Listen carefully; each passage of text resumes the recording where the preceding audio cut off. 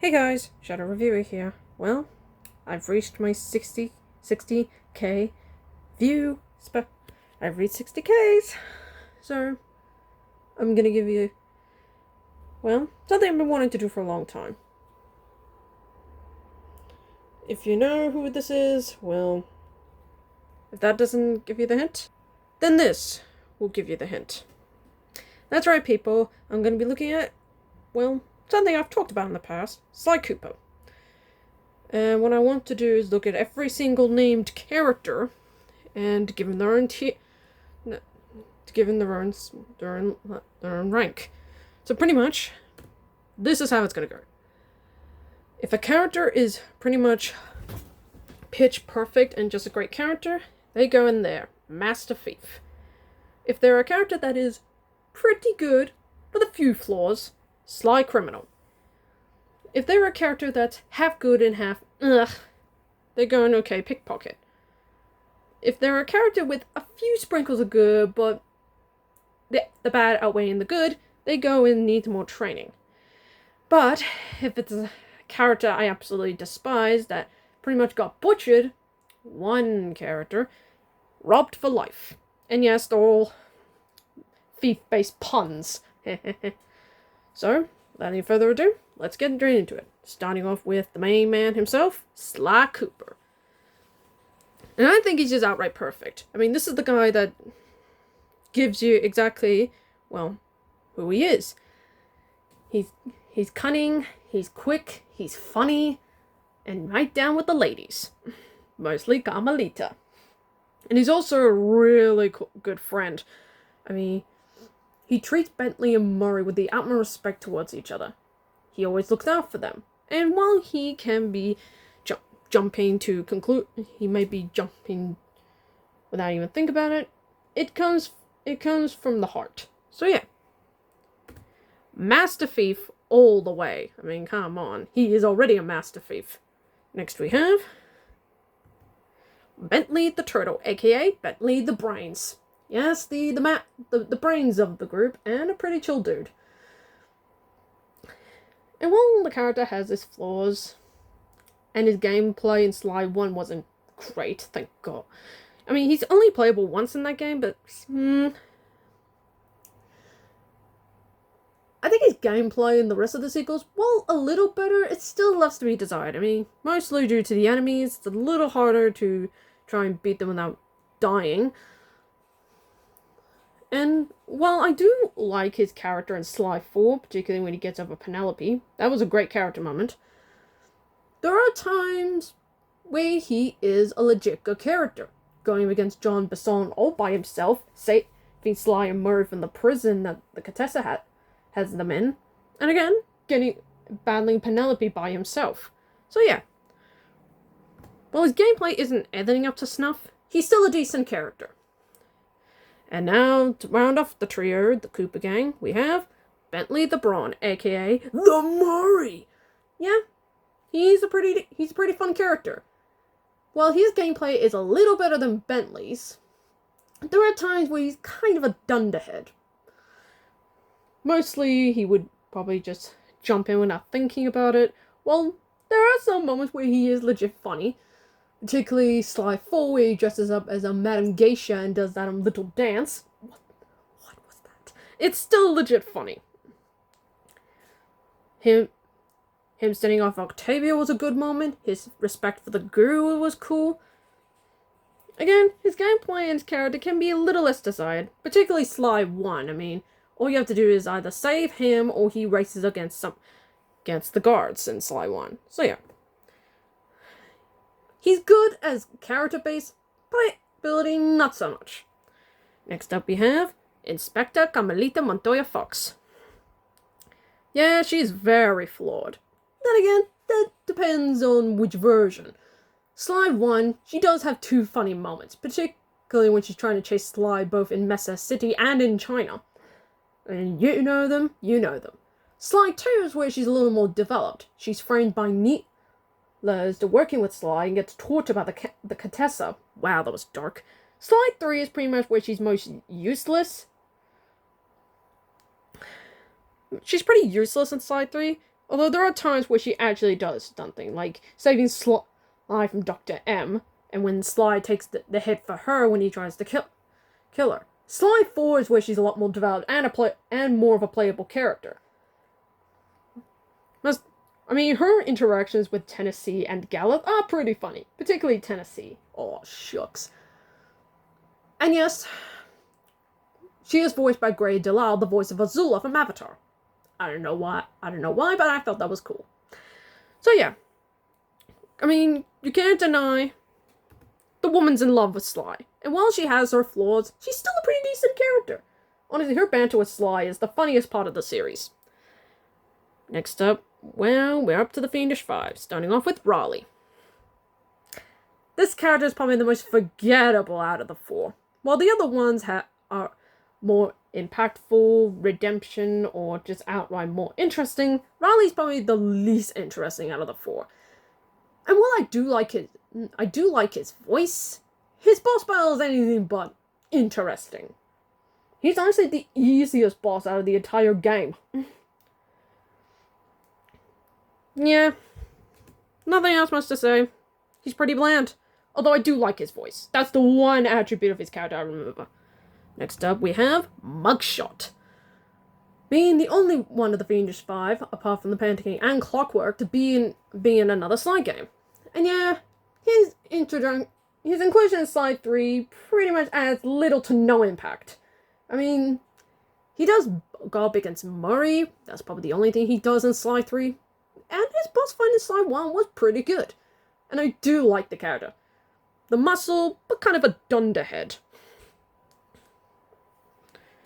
No, there's not much to say. He's okay. His boss battle was pretty good, although his inclusion in Sly 3 adds not much. Next up we have Miss Ruby.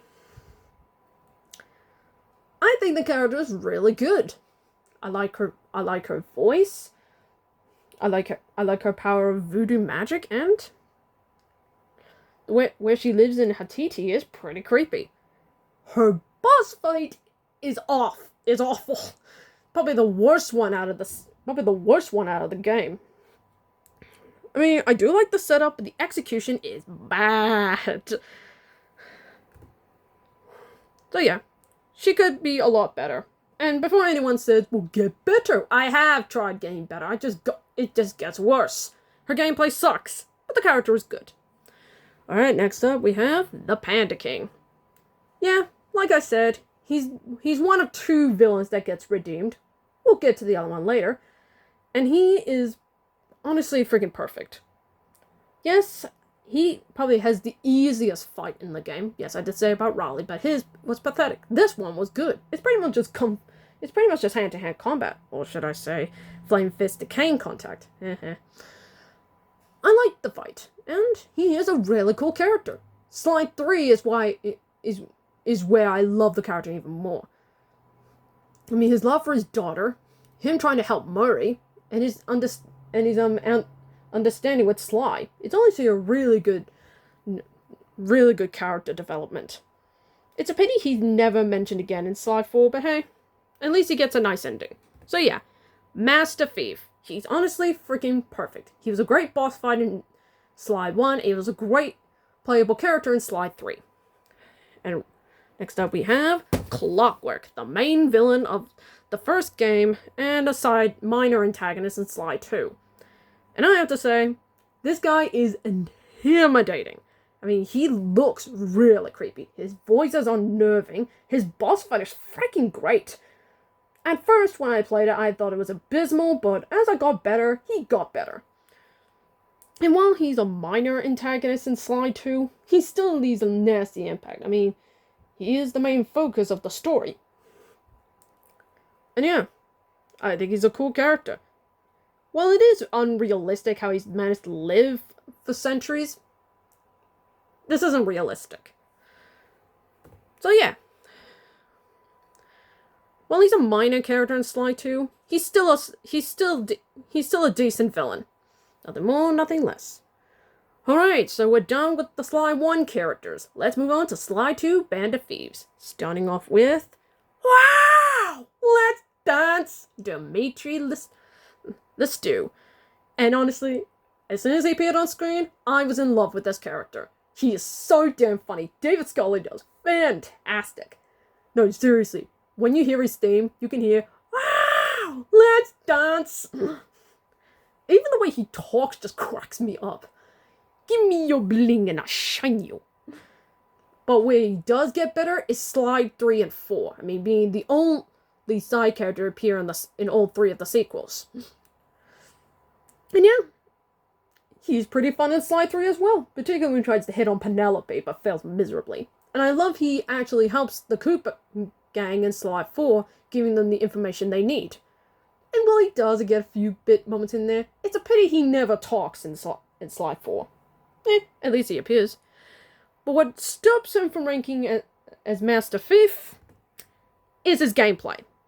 It's supposed to be the worst gameplay of the series. I love Dimitri, but his gameplay is awful. It's awful. Crappy ass controls and just stupid camera work. But apart from that, he's a great character. Let's just say, show me your bling and I'll shine you. Next up we have Rajan. He's pretty bland. I mean, there's nothing about this character that says, I want to know more. Well, it's interesting he uses up, he makes illegal spice. More on the next entry. Rajan is left to be desired. I mean, his boss fight is pretty frustrating. Sorry, Murray. And trying to knock him out with the darts as Bentley is really frustrating. A viper in the grass. But yeah, I never found this character interesting. Probably my least favorite of the Claw Gang. Next up we have the Contessa. Arachnophobics beware. This character makes a hell of an impact. That voice of hers is majestically hypnotic. Her design looks creepy as, and her 2 episodes where she gets to shine are fantastic. Hypnotizing criminals to make them tell you where the treasure is diabolical. And tell them that she's an Interpol agent. Wow. And while her fight can be hit or miss, divisive on the fans, I like her boss fight. It's pretty funny. It does amp up in the second half where she tries to hypnotize you. But that's the only thing she ever does. She is a very manipulative character. Very manipulative character. So yeah, I'm putting her in Master Thief. I like her boss fight. I like the character. She's intimidating. She's pretty much every arachnophobic's worst nightmare. Next up we have Jean Bison. Well, you can't judge a book based on its cover, and you can't judge a person by their appearance. He may look like a bumpish oaf, but he's actually really smart, being the only character throughout the whole series to actually figure out the Cuckoo Gang's disguise. That is legit good character. His boss fight is decent enough. Easy, but decent. And it gives Bentley time to shine, but anyway. I like how smart he is. I mean, given he's lived for pretty much over 100 years, makes him a powerful foe, and one you do not screw around with. And he's pretty good at these games. I mean, enough to intimidate the judges? Wow. So yeah, I think Jean Bison is pretty decent. His boss fight could be a little more harder, but hey, it's not insultingly annoying or insultingly easy. Next up we have Arpeggio. Well, probably the only one of the Claw Gang to not get a boss fight, which is pretty disappointing, sadly. He's okay. He's not bad. I do like his backstory and his reason why he needs the clockwork parts. But honestly, he should have been a little more smarter and see that Neela tried to backstab him, but hey, sometimes us megalomaniacs are too blind to see things. So yeah, I do like his motivation and his backstory. I just wish we got an actual boss fight out of this guy. I mean, the other ones got boss fights. Where's his? And lastly, we have the main villain of the game, Constable, aka Captain Neela. This is honestly the best villain out of the whole series. She's evil, she's conniving, manipulative, and just an absolutely nut job. I like how she pretty much backstabs everybody. The Koopa Gang, Interpol, Carmelita, the Contessa, even Arpeggio. And when she transforms into Clockla, yeah, it's pretty intimidating. I mean, she lays hell of an impact on the guys, and is the reason why Bentley lost his ability to walk. Man, that's diabolical. My only problem why I can't put her in Master Thief, the final boss fight could be a lot better. I mean, sometimes it could be good, sometimes it could be painful, like, what is that? But still, pretty decent, probably the best villain of the series. And combining her with Clockwork makes her much more intimidating. Okay, now we're done with Sly 2 Band of Thieves. Next up, we have Sly 3 Honor Among Thieves. Starting off with Octavio. I thought this character was okay. His boss fight could be a little better, but his backstory and having a good singing voice makes him a decent antagonist. Makes him a decent antagonist. I mean, being able to take over Italy just with the power of your voice alone, yeah. I do like Murray's time to shine as he goes up against Octavio.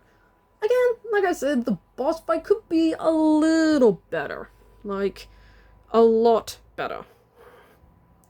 I mean, I get the whole tar thing being his weakness, but it could be a little better if he was, better. Next up we have the Guru. This character is freaking great. And while he's the only character of this series to never actually to not actually fight, no, really, when you try to hit somebody, it doesn't do anything.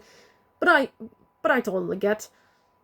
I think his powers of hypnotizing people is freaking cool. And being the one to represent my country, well done, Guru. I love his scenes with Murray.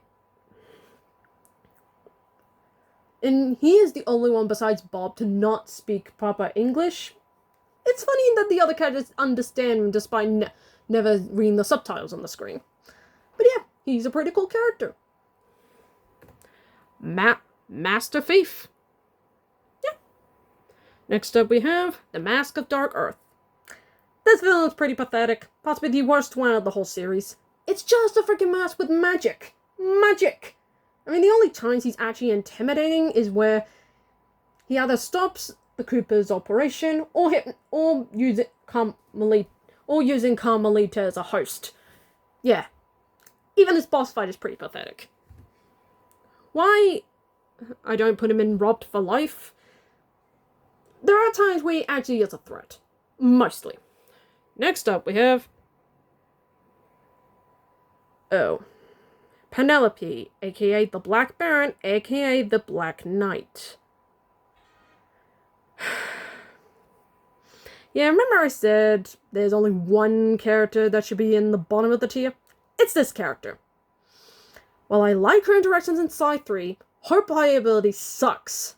It's a little off, she gets kidnapped, puts herself in danger way too many times, and oh boy, her character assassination Sly 4, it absolutely infuriates me. And I think the rest of the fanbase can agree with me on this one.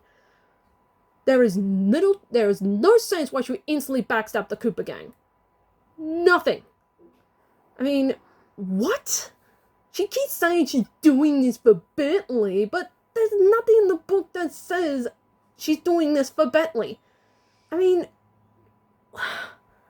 no, this is garbage. Robbed for Life. Screw this character. I hate what they did with her. Moving on. Next up we have Jing King. There's not much to her character except her love for her father. She's alright. Not too bad. I like she tries to negotiate with Sal, but yeah, that's it. There's nothing more to say with her character, except her love for her father. That's it. Next up we have General Sal. A pretty decent villain. And kind of a misogynist, the more I think about it. There's one scene with Sly that cracks me goes, is where Sai tries to tell him that Jean King doesn't want to marry him. He's like, she's a woman. She doesn't even know from up from down. Wow. Why? Don't hear much. Excuse that noise. I think that is legit. That's a legit douche move, bro. And while it's a bummer that the Koopa doesn't take him down at the end of the episode, it's funny that Carmelita is the one that gives him the nasty shock. If only his boss fight was anything good. I mean, the first part was passable.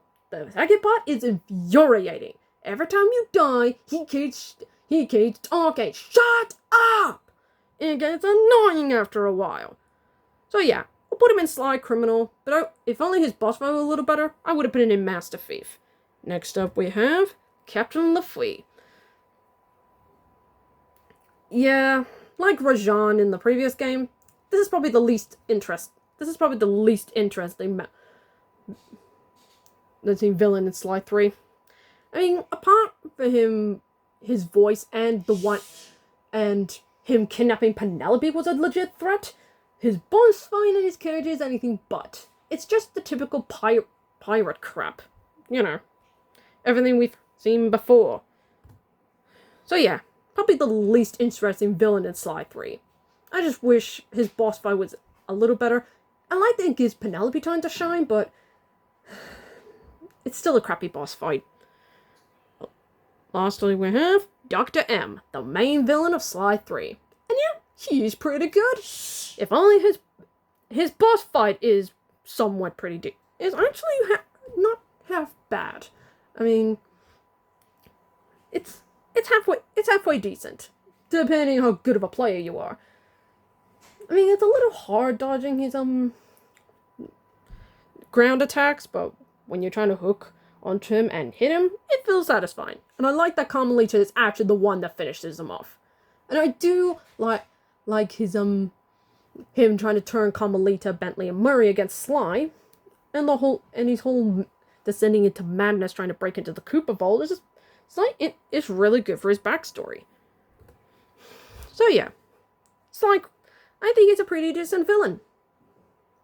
As we did the third best.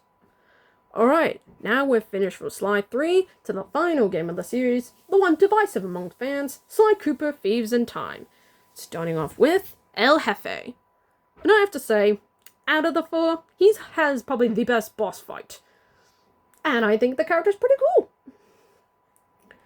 I mean, it makes no sense why he's called El Jefe, given it's that Spanish word. But I like the character. I think his voice is pretty cool, the boss fight's pretty good, and I like he's a legit threat. Stealing Ryoichi's cane, telling Sly he'll never see his family again, and yeah, pretty decent boss fight. Stupid recta! Oh, and the fun fact, when you're fighting him, Sly says at one point, I bet your cousin Rajan. Shows that these two are related. I thought that was an interesting fun fact. So yeah, I thought El Jefe was the best villain in Sly 4. Next up we have Ryoichi Cooper. I think this character is pretty damn fun. I like his gameplay. His voice is pretty cool. Well, good accuracy on the actor. And I like his interaction with Sly. Although his reaction to meeting Sly for the first time and his reaction to Murray and Madame Geisha does get a few decent laughs. So yeah, nothing else more to say. Master Thief, the character is cool, his voice is pretty cool, his power is cool. Enough said. Next up we have Sheriff Toothpick. This character is okay. There are times where he actually is a legit threat, most notably stealing Tennessee's cane, again, throwing him in jail, and kidnapping the Koopa gang. Oh, and using Carmelita as bait. So yeah, there are times he is kind of doing it. His boss fight is it's a big letdown. I mean, he's pretty much throwing fireworks at you while you're in your jailbird costume trying to activate the whistles, which is his weakness. Him trying to crush you as a giant, and swiping tornadoes at you. Yeah, what? So yeah, his boss fight could be a little better. He's alright. Alright. And what's that I hear? Yeehaw! Tennessee Kid Cooper! Yeah, sorry about that accent. I just love this character. He's pretty much pitch perfect. He's funny. I love his character. His voice is fantastic. Props to the guy for doing a good Texan accent. And I love his gameplay. It's honestly my favorite gameplay out of the entire game. The crack shot? Fucking cool. I love his interaction with Carmelita. It's pretty decently funny. And I like he is the last Koopa to head back to his timeline during the final fight. I think the character is so freaking damn cool. Master Thief! Yeehaw! Once again, I'm so sorry. Next up we have the Grizz. Yeah, pretty much Dimitri 2.0. Yeah, pretty much the exact same motivation. But at least he's not a slouch in combat. I mean, his boss fight is actually not bad. Like, surprisingly good. And while it's kind of weird he loves Ice Game more than art, his boss fight's pretty fun. I mean, it gives Murray time to shine as he takes down the Grizz, and yeah, he is pretty fun. Not as good as El Jefe's, but still good enough. If only the character was interesting. Yeah, his boss fight's good, the character needs a little more work. Next up we have Bob Cooper. Yeah, this guy is pretty much the big O for the Heart of Gold. And the first ever Cooper canonically. I love his interaction with Murray. He's got a pretty decent introduction. And his gameplay is actually not half bad. Ice climbing, not a bad skill. So yeah, I think he's pretty decent. Sly criminal. He's very much a sly criminal. Next up we have Sir Galuf Cooper. He is my least favorite out of the Coopers. The guy is pretty much a complete dunderhead. Jumping into trouble. Well, to be fair, the Coopers have done that, but at least they're so some careful. Galuf is an idiot. Hell, even Sly says that himself. Better watch him before Sir Goof gets himself captured again. Yeah, I'm with you, Sly. And while his playability is fine, he's pretty much an idiot. I mean, having Carmelita save him? Come on, Galuf. Oh, and getting your cane stolen again? Come on, dude. So yeah, he's pretty much my least favorite out of the Coopers. While he does have a few decent funny moments, he's still a big letdown. Next up we have Miss Decibel. I thought the character was okay. And while it's pretty much Octavio with a hint of the Countess, yeah, it's pretty much Octavio from Sly 3 mixed with the Contessa from Sly 2. Yeah. I thought her voice was okay, and her love for Cyril actually is legit funny. Her boss fight is pretty much probably the worst boss fight in the game. I mean, it is virtually annoying to try and beat this crazy ass elephant.